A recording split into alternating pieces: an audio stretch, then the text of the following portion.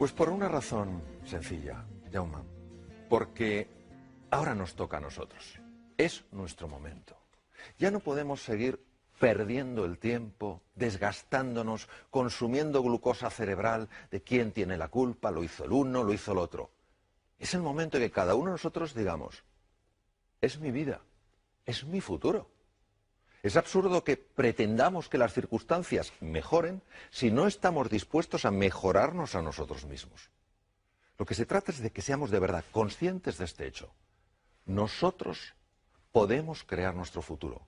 Tenemos que saber cómo, de qué manera sucede esto, cuál es el camino, cuál es la vía para aflorar ese potencial que las personas tenemos. Bueno, es de mucha actualidad, falleció ayer, y cuando ciertas personas dicen ciertas cosas, esas cosas que dijeron nunca mueren y nos acompañan generación tras generación. En el siglo XVII, un filósofo francés, René Descartes, padre de la filosofía racionalista, dijo, pienso, luego existo. Como si lo único importante y relevante en la vida de un ser humano fuera el intelecto. Nadie le quita el poder y el alcance al intelecto. Pero ¿qué pasa con las emociones? ¿Qué pasa con los sentimientos? ¿Qué pasa con la fuerza del corazón? Lo más íntimo en el ser humano. Pues fíjate lo que decía. La salvación de nuestro mundo se encuentra en el corazón de las personas. No habla del intelecto, no habla de la erudición, habla del corazón, en su humildad. La humildad para asombrarse, la humildad para sorprenderse, la humildad para mirarnos a nosotros mismos con ojos nuevos y no juzgarnos y decimos, no, yo es que no doy la talla, yo no soy capaz, yo no llego. Pero si no te conoces, ¿cómo te puedes juzgar? Mírate con otros ojos, ten la humildad que tiene un niño de explorar una tierra que es mágica. Responsabilidad, que quiere decir capacidad de respuesta. Sé responsable de tu vida. Toma las riendas de tu vida. No juegues el papel de una víctima. Está en juego todo tu futuro. A ver, todos seríamos muy cuidadosos si tuviéramos ahorros, con la manera en la que se gestionarían esos ahorros. ¿Cómo no somos igual de cuidadosos con la forma en la que se gestiona nuestra vida? Capacidad de reflexión. Vamos demasiado deprisa. Vamos demasiado deprisa. Necesitamos pararnos para saber a dónde queremos ir. No sea que al final, después de tanto correr, digamos, anda, pues he llegado donde yo no quería ir. Entonces, que aunque este hombre ya ha pasado a otra dimensión, la que sea, que sus palabras al menos nos inviten a seguir buceando en esa hondura, en ese misterio que es el ser humano. Bueno, esta es una mujer que cada vez que pienso en ella es que me conmuevo. Cuando tenía 16 meses de edad tuvo una meningoencefalitis muy grave y se quedó ciega, muda y sorda. No obstante, fue la primera mujer en la historia que se graduó con honores por la Universidad de Harvard, Helen Keller. En una ocasión un periodista entrevistó a esta mujer y le dijo, señorita Keller, ¿hay algo peor que ser ciego? Y ella le dijo, sí. Es peor poder ver y no tener una visión. Porque cómo vemos el futuro determina cómo vivimos el presente.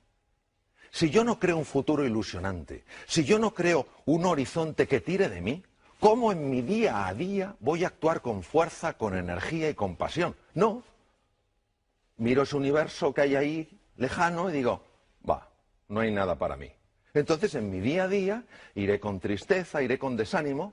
Bueno, es la profecía que se autocumple. En poco tiempo efectivamente veré ese futuro y no seré consciente de que yo también lo he creado con mi forma de comportarme, mi forma de ser. Es básico entrenar la mente.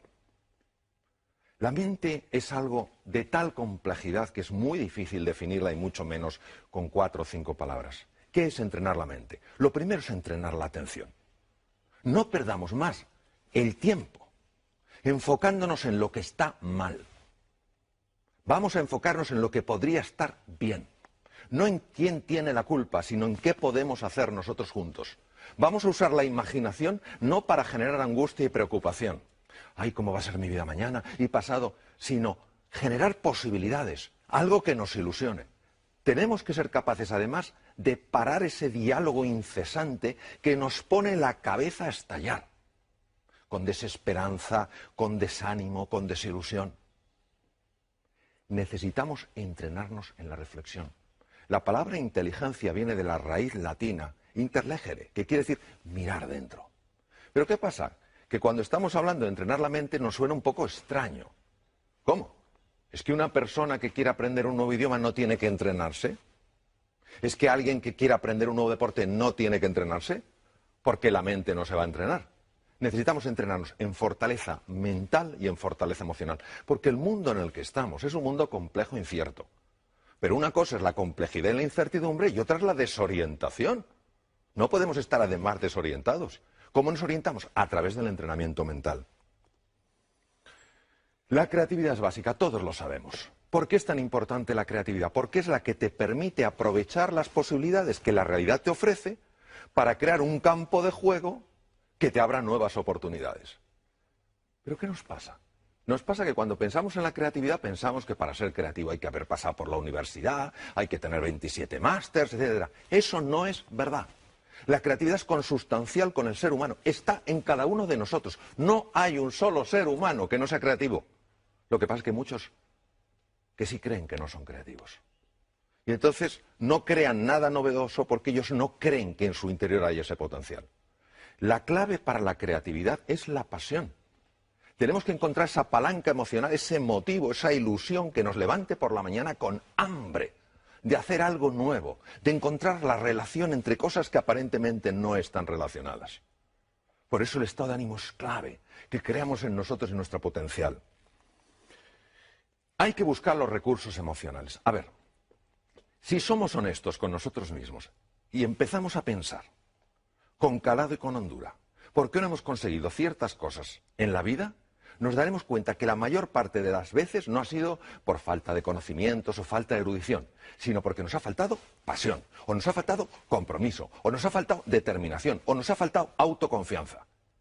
¿Qué es buscar esos recursos emocionales? Es en ese abanico de colores irte a tu pasado y decir, vamos a ver, ¿cuándo en mi vida he tenido realmente coraje? Y seguro que encuentras un momento en tu vida en el que hayas sido valiente y audaz. Tienes que traerlo ahora, tienes que recordar quién eres. Porque se nos olvida la grandeza que hay en nuestro interior. Inventar el futuro. La forma en la que creamos nuevas realidades es absurda. Consultamos al pasado y le decimos, pasado, yo he podido hacer esto, y el pasado dice, no. Pues entonces no podré. ¿Pero qué es eso? ¿Pero qué es eso? ¿Cómo va el pasado a determinar nuestro futuro? Es al revés, ¿cómo hay que hacerlo? Hay que crear esa idea que nos apasione, que nos ilusione, que tire de nosotros, y a partir del futuro empezar a construir hacia el presente. Para llegar allí, ¿qué tengo que hacer primero? Pues tengo que hacer esto. Y para hacer esto, ¿qué tengo que hacer esto? Pum, pum, pum. Es que es radicalmente distinto, pero lo hacemos al revés. ¿Vamos del pasado al futuro? No, señor. El pasado no tiene por qué predecir tu futuro. Para nada. Está muy bien que te informe, por supuesto, pero que no te determine. Emociones aflictivas. ¿Qué es una emoción aflictiva? Una emoción aflictiva es aquella que no te da nada valioso. Por ejemplo, si yo me encuentro con un tigre, es lógico que sienta miedo, y es muy bueno que sienta miedo porque eso me da opciones de supervivencia. Pero si yo estoy en este estudio contigo, en un entorno agradable y acogedor, y tengo miedo, eso me paraliza, no me da nada. Estamos paralizados por la desesperanza, por la ira, por el miedo. No tiene ningún sentido. Es fundamental que empecemos a comprender un poco mejor cómo gestionar estas emociones aflictivas. Y para eso hay que entender que hay tres estructuras que, si me permites, las voy a enseñar. Una de ellas es la amígdala. Viene del griego almendra, está situada aquí en los polos anteriores del lóbulo temporal. Otra es el hipotálamo, que está aquí, y otra es lo que se llama la sustancia gris periacueductal, que está justo aquí, alrededor del acueducto de Silvio. ¿Por qué es importante conocer estas emociones aflictivas? Porque nosotros tenemos sobre todo tres grandes lastres que nos dificultan llegar a ese futuro ilusionante. Primero, la ignorancia. Si yo no soy consciente de mi talento y mi potencial, ¿cómo me voy a atrever? Número dos, la pereza. ¡Ay, la pereza! ¿Cuántas veces el camino correcto no es el camino fácil? pero el tercero es el miedo, una de las emociones aflictivas más potentes. Entonces, ¿qué podemos hacer para gestionar el miedo? Yo, de todas las cosas que he visto en mi larga trayectoria como cirujano y en muchos temas en los que he estado metido, al final me doy cuenta de una cosa. El miedo, cuando te engancha, hay que gestionarlo por vía física, utilizando técnicas físicas, técnicas respiratorias, gestionando el diafragma porque es el que te cambia la química hormonal, cambiando el foco de tu atención, utilizando colores. ¿Por qué colores? Pues no lo sabemos. Esto lo descubrieron científicos orientales hace miles de años. Los colores tienen un impacto tremendo en el hemisferio derecho del cerebro, que es el que gestiona estas cosas. Nosotros sabemos que al imaginar un color azul llevado a ciertas partes del cuerpo, sabemos que automáticamente empieza a cambiar esa emoción aflictiva. ¿Por qué? Bueno, porque cambia la química, las imágenes generan emociones, las emociones están asociadas a procesos químicos. Entonces, es fundamental que sepamos que el miedo se puede gestionar, por lo menos, para que no nos paralice cuando es una emoción aflictiva. Bueno, luego hay una cosa que es que creo que la tenemos que recuperar. Nos hemos pensado que los éxitos suceden solos. Se ha perdido la cultura del esfuerzo, la cultura del trabajo. A ver, yo a veces me quedo impresionado cuando dicen, aprenda usted inglés en 3 meses, mientras duerme y, por supuesto, sin esfuerzo. Pero ¿cómo se va a creer uno eso? Pero nos gusta tanto la fórmula, la receta mágica. Lo quiero, es mío. Pues no funciona. Probablemente el inventor más prolífico que existió nunca, Thomas Alva Edison, dijo, el genio es 1% inspiración y 99% trabajo, transpiración, sudar. Entonces, ¿qué quiere decir? Esto es como una goma. Hay que dejar que se tense. Es el momento en el que nos cuesta las cosas y tenemos que seguir. No tiremos la toalla. Cuando aguantamos la tensión y estamos incómodos, y es normal que estemos incómodos, el cerebro automáticamente tiene que resolver ese dolor. Porque su misión es evitar el dolor. ¿Cómo lo resuelve? Abre la ventana de la inteligencia y de la creatividad. Y por eso todos sabemos que cuando hemos aguantado de verdad, de repente, no sabemos cómo, hemos encontrado una ventana, un espacio. Anda, ¿cómo no lo había visto antes? Porque hay que esforzarse buscando y trabajando. Por eso la determinación, la persistencia, la paciencia son valores tan grandes. Entonces ahora no podemos decir, no, esto sucede solo. No es verdad. No es verdad. El ser humano necesita esforzarse por aquello que vale la pena en su vida. ¿La V de qué? De valores. A ver, creo, desde mi pequeña perspectiva, que necesitamos urgentemente recuperar los valores. Valores que no dependen de un credo, que no dependen de una cultura, que no dependen de una forma de pensar. Están implícitos en la naturaleza humana. ¿Qué es un valor? Un valor es todo aquello que a mí, como ser humano, me perfecciona. Si la generosidad me perfecciona, eso es un valor. Si el coraje, la audacia me perfecciona, eso es un valor. Los valores son los que nos dan guía, referencia. En un mundo marcado por la complejidad y la incertidumbre, ya lo comenté antes, ¿qué es lo que nos da la orientación? ¿Cuál va a ser nuestro faro? Esos valores. Ojo con la sensación de impotencia. Jaume, yo la veo continuamente. No sé cuántos. Es que una cosa es el diagnóstico, y en medicina esto lo sabemos bien. A nosotros nos interesa hacer un diagnóstico correcto. A ver, si yo tengo una enfermedad seria y voy al médico, el médico me dice, no se preocupe, es un catarrillo. Yo digo, qué médico más simpático, pero no me ha ayudado a nada. Yo prefiero que me diga, mire, tiene usted una neumonía, es un diagnóstico más duro que un catarro, pero porque hacemos el diagnóstico correcto le podemos curar. Bien, el diagnóstico actual es un diagnóstico serio. La situación actual del mundo es seria y es compleja. No lo podemos negar, no podemos ser como la avestruz, aunque eso no lo hacen las avestruces, lo de hacer un agujero. No hay una avestruz así de tonta en toda África, vamos, que meta la cabeza bajo tierra, ni de broma. Pero claro, de acuerdo, tenemos un diagnóstico. Luego hay un pronóstico. ¿Qué es el pronóstico? El pronóstico es lo que los expertos dicen sobre eso. El médico te puede decir como experto, tiene usted una neumonía, con el antibiótico adecuado, los antibióticos adecuados, pues en una semana usted se cura. Eso es el pronóstico. Y otra cosa es el veredicto. El veredicto no lo puede dar nadie. ¿Por qué? Porque entre el diagnóstico y el pronóstico y el veredicto hay un espacio enorme. ¿Cuál? El uso de mi libertad y mi potencialidad como ser humano. Todavía me acuerdo de una persona en el Memorial de Nueva York, uno de los mejores hospitales del mundo, unos 2 mejores, tenía un carcinoma pulmonar en variedad muy severa y muy avanzada. Le dijeron, tiene usted 3 meses de vida. Diagnóstico era correcto, carcinoma pulmonar en un estadio muy avanzado.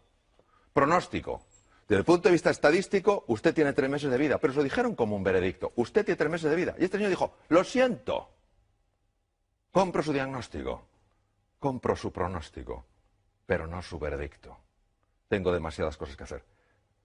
Vivió 3 años. Entonces, esto no es sencillamente un caso extraño. ¿Qué es lo que nos perdemos? Nos perdemos lo que puede emerger del ser humano cuando ese ser humano dice, ahora yo, ahora me toca a mí.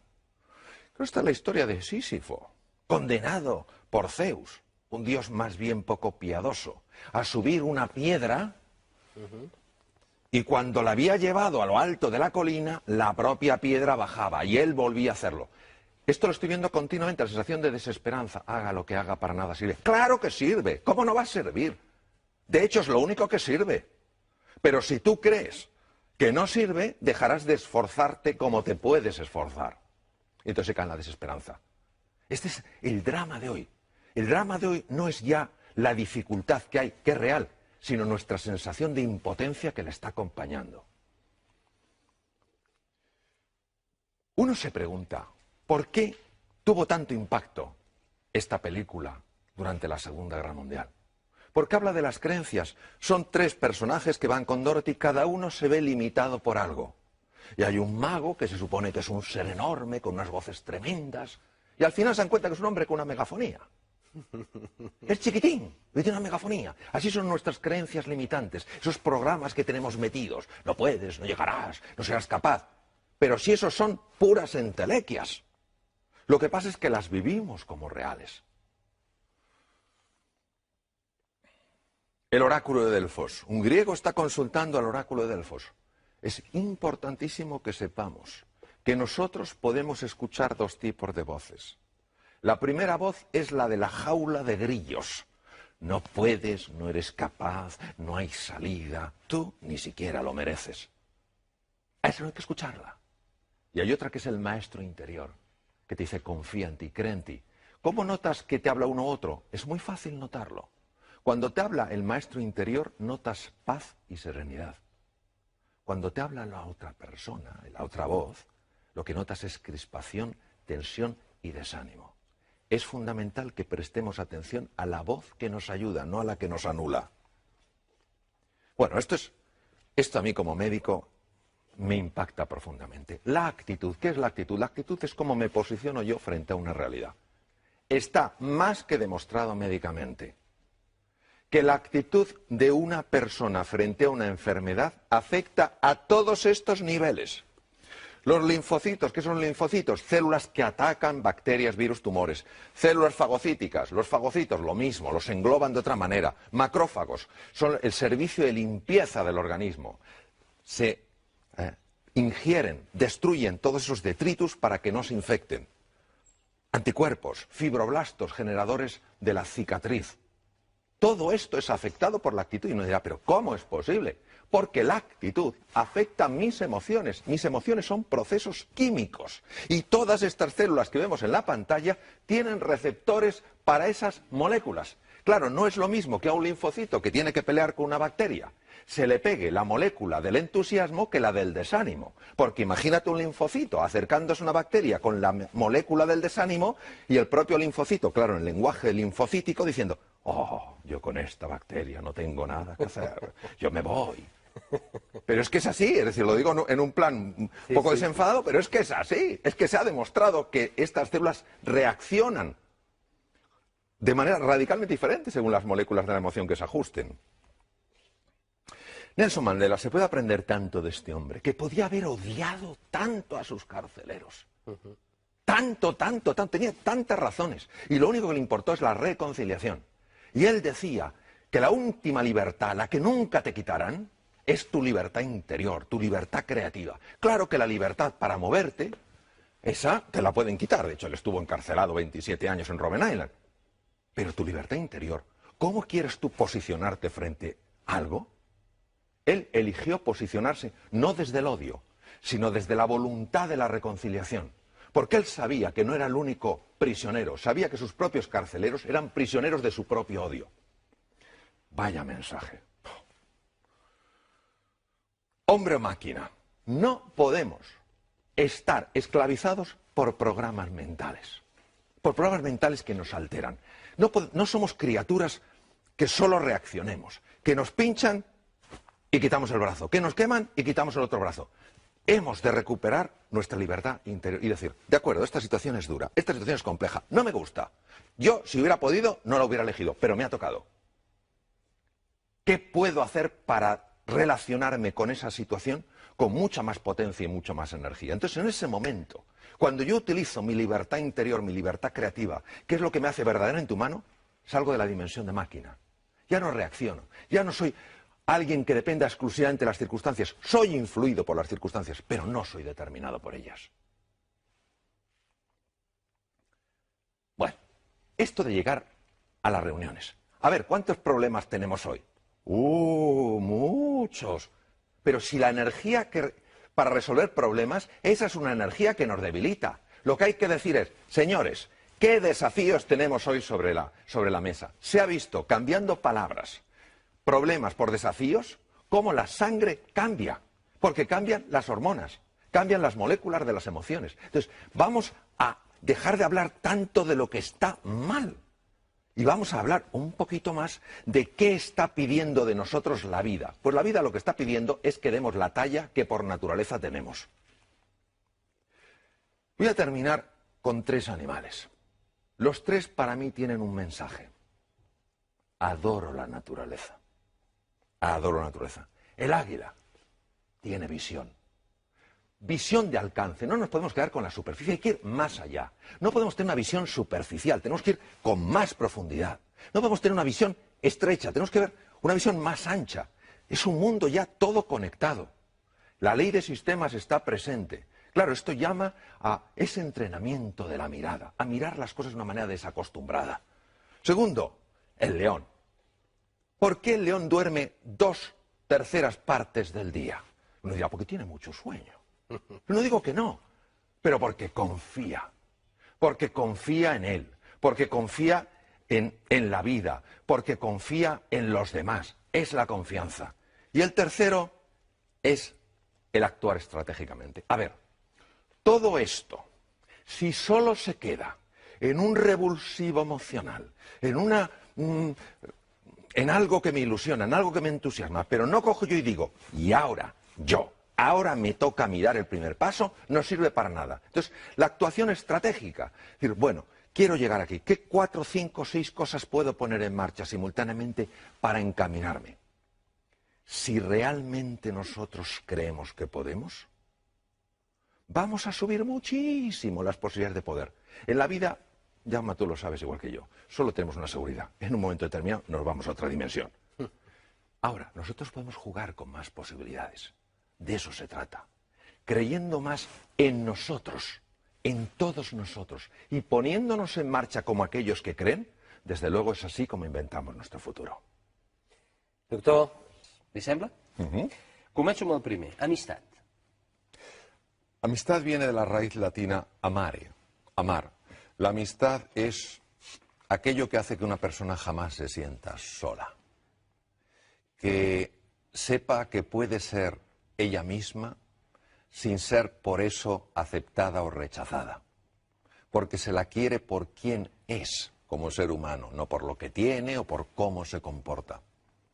La amistad es algo de la que ya se hablaba pues, hace 25 siglos, ¿no? Es ese amor fraternal. Es sentir que en ese momento en el que te sientes especialmente débil y vulnerable, puedes hablar con alguien que es tu amigo. Y esa persona te va a ayudar, no te va a rechazar, no te va a juzgar. Por eso me parece tan hermosa esa cualidad, porque es la cualidad del encuentro. No hay un solo ser humano que pueda crecer y evolucionar hasta alcanzar su plenitud si no es con otros seres humanos. El ser humano crece en el encuentro, no crece aisladamente, no crece centrado en sí mismo. La amistad me parece maravillosa para esto. Alegria. Bueno, la alegría es muy distinta a la euforia. Lo mismo que el gozo es muy diferente al goce. La alegría es la percepción interior de que algo se está expandiendo. Y la alegría normalmente sucede siempre a la generosidad. Cuando yo hago algo por un ser humano, sin esperar nada a cambio, no quiere decir que no me guste, que la persona me diga gracias o que en un momento determinado me ayude, pero no lo hago por eso. Lo hago porque para mí esa persona está llena de dignidad. La respeto, la quiero ayudar, crecemos juntos.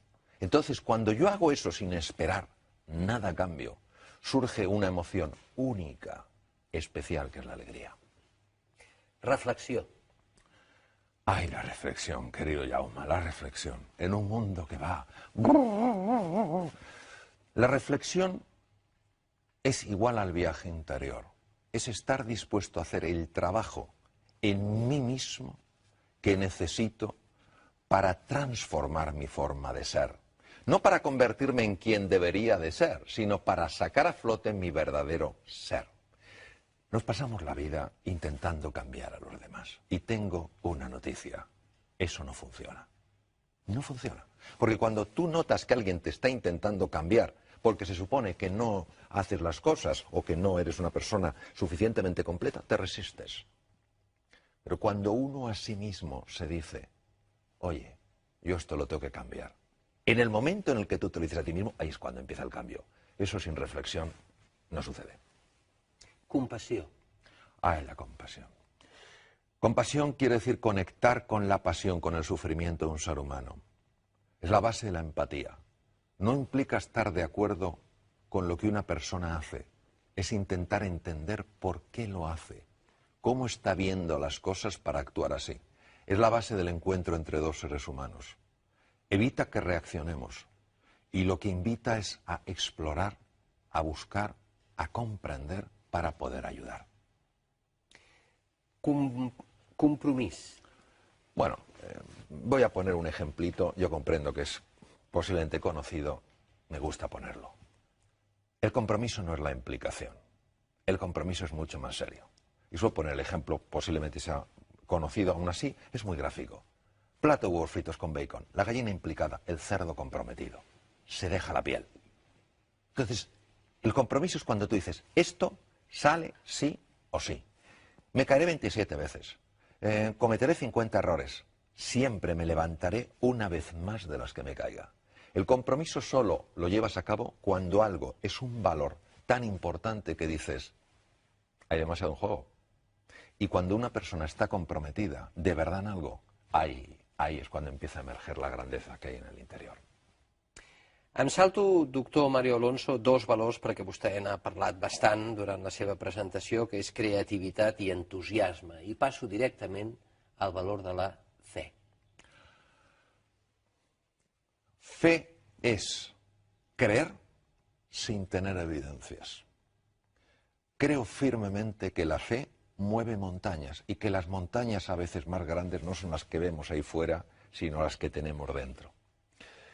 Montañas que son falta de reconocimiento a nuestras propias capacidades, a nuestros propios recursos, a nuestra propia imaginación, a nuestra propia creatividad. Claro, la fe solo sucede si tú te pones en marcha apostando de verdad por ti. Entonces, yo necesito las evidencias antes, entonces eso no es fe. El mérito de la fe es que solo saldrá lo que tienes dentro cuando primero creas que de verdad existe y te pongas en marcha, como se ponen en marcha aquellos que de verdad creen. Humilitat. La humildad no es una virtud muy glamurosa. Para mí es la clave. Viene de la raíz latina humus, lo que fertiliza la tierra. La humildad es la que hace que yo me pueda poner de forma permanente en el papel de un alumno. Y por más que pueda saber, siempre esté abierto a aprender de cualquier ser humano. Las personas en cirugía, algunos de los más grandes maestros que he tenido, personas súper reconocidas a nivel mundial, me llamaba la atención su humildad. Preguntaban, ¿qué harías aquí? ¿Por qué? Porque es que es lo único que te ayuda a integrar el saber colectivo para dirigir ese saber colectivo hacia un fin que merece la pena. Fíjate, en el siglo XIII después de Cristo, uno de los más grandes filósofos que han existido nunca, Santo Tomás de Aquino, dijo lo siguiente: todos los pecados del hombre, y la palabra pecado viene del arameo, y quiere decir error, solo quiere decir eso. Es decir, todos los errores del ser humano proceden de un único origen, la soberbia.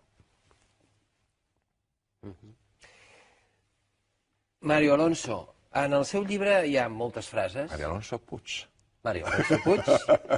En el seu llibre hi ha moltes frases, doctor, i jo n'he destacada una, perquè em sembla extraordinària i li demano que l'expliqui una mica més. Trobar una sortida és molt diferent de trobar una solució. Cuando una persona sale de su zona de confort, se atreve a explorar, porque empieza a creer más en sí misma, porque quiere descubrir nuevas posibilidades, pasa de esa zona de confort a lo que se llama la zona del coraje, porque ahí lo que te aguanta es el coraje, la fe y la determinación. Claro, ahí uno se siente perdido. No tiene el mapa porque ha salido de la zona de confort, se siente confuso. ¿Qué pasa? Que quiere evitar el dolor. Una salida. Abandona, tira la toalla. Pero si aguanta, si tiene firmeza, si tiene entusiasmo, si cree de verdad en sus posibilidades, mantiene la tensión de esa goma que veíamos, y el cerebro no tiene más remedio para evitar el dolor que buscarle una solución. Como lo hace abriendo dos ventanas, la de la inteligencia y la de la creatividad. Faràs gran el teu poble no pas elevant les teulades dels seus habitatges, sinó les ànimes dels seus habitants, Epictet. Epicteto fue un esclavo romano de la escuela estoica y era muy interesante lo que dijo, porque a veces ponemos todo el peso en la ciencia, la tecnología, el avance. ¿Y qué pasa con el trabajo interior? ¿Qué pasa con el desarrollo del ser humano? ¿Qué pasa con su crecimiento? Si no van de la mano, si solo hay ciencia y tecnología y no hay crecimiento humano, al final lamentablemente usaremos esa tecnología con un deseo de dominar a otras personas. Solo engrandeceremos a los pueblos si van de la mano. La ciencia y la tecnología, por supuesto que sí. El crecimiento del ser humano también. Gràcies, doctor. No en quién tiene la culpa, sino en qué podemos hacer nosotros juntos. Vamos a usar la imaginación no para generar angustia y preocupación. Ay, ¿cómo va a ser mi vida mañana y pasado? Sino generar posibilidades, algo que nos ilusione. Tenemos que ser capaces, además, de parar ese diálogo incesante que nos pone la cabeza a estallar, con desesperanza, con desánimo, con desilusión. Necesitamos entrenarnos en la reflexión. La palabra inteligencia viene de la raíz latina, interlegere, que quiere decir mirar dentro. Pero ¿qué pasa? Que cuando estamos hablando de entrenar la mente nos suena un poco extraño. ¿Cómo? ¿Es que una persona que quiere aprender un nuevo idioma no tiene que entrenarse? ¿Es que alguien que quiere aprender un nuevo deporte no tiene que entrenarse? Porque la mente no se va a entrenar. Necesitamos entrenarnos en fortaleza mental y en fortaleza emocional. Porque el mundo en el que estamos es un mundo complejo e incierto. Pero una cosa es la complejidad y la incertidumbre y otra es la desorientación. No podemos estar además desorientados. ¿Cómo nos orientamos? A través del entrenamiento mental. La creatividad. Pues por una razón sencilla, Jaume. Porque ahora nos toca a nosotros. Es nuestro momento. Ya no podemos seguir perdiendo el tiempo, desgastándonos, consumiendo glucosa cerebral de quién tiene la culpa, lo hizo el uno, lo hizo el otro.